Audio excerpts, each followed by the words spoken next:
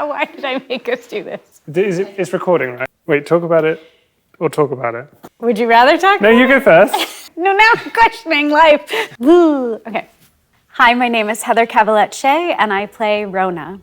Hi, my name's Ollie Pont, and I play Mark. Rona is a modern woman who is kind of battling what society thinks she needs to be and needs to do, and she wants to carve her own path.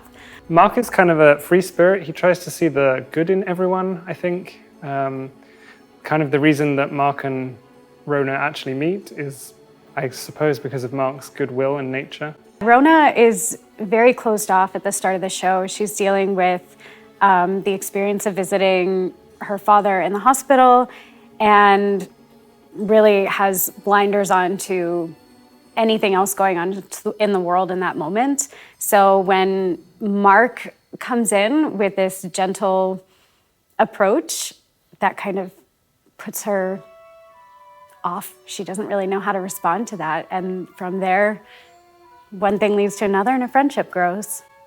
This is the first time I've worked on something completely new. It's also the first time I've worked on something written by a friend. I'd seen a couple of renditions of the show early on that Heather and Jamie had worked on. And I guess for me, it was a bit different because I came in later to the process. So I saw a semi-finished thing and I didn't know where it had come from. But maybe, hopefully, I was a fresh pair of eyes and ears, and perhaps the odd tweak here and there I was able to also help bring to the table. For me, I was really involved in this process pretty early on when Jamie asked me to help collaborate, and I was kind of there to bounce ideas. Jamie would come to me with a song. We would play with how did it fit my voice? How did it fit in the harmonies together? So it was really interesting to kind of figure out who these characters were from the start.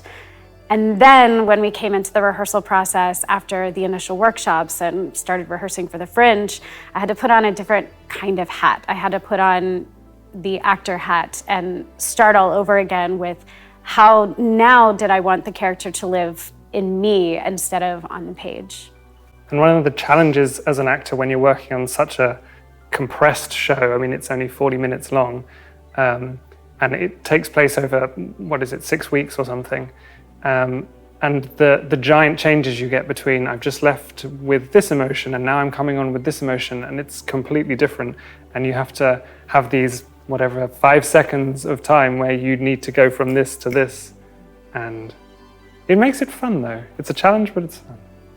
We really had to find a lot of subtleties in the script. There's time that passes in between each of the scenes, and we had to really, really figure out what happened in those moments that started the scene. How did we end the scene that propels into the next scene? I don't know if I've experienced so much that I had to fill in before, but in a good way. It gave us a lot to really dive into as actors, but it was also really challenging to make sure that there was a through line that made sense. There's so many details that the audience will never know, but we find is really important that if we didn't know those details, we couldn't tell the story in the way that we do.